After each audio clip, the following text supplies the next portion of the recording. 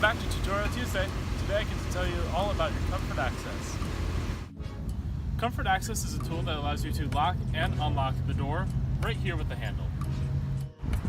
With the key inside your pocket or your purse, you can stick your hand inside the handle to unlock the door or put your finger on the ridges to lock. For safety reasons, most people keep the setting to only unlock the driver door. However, you can change it within the iDrive system.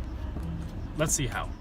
From the main menu, go to My Vehicle, Vehicle Settings, Doors and Key, and Driver's Door. Here you can select all doors instead, and now it will unlock every door on the vehicle.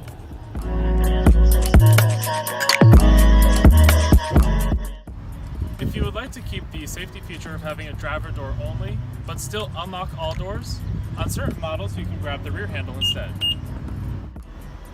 To find out if your car has this feature, just search for the ridges on the rear handle.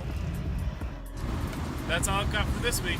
As always, if you have any further questions, please reach out to the Genius team here at Hendrick BMW. See you next time.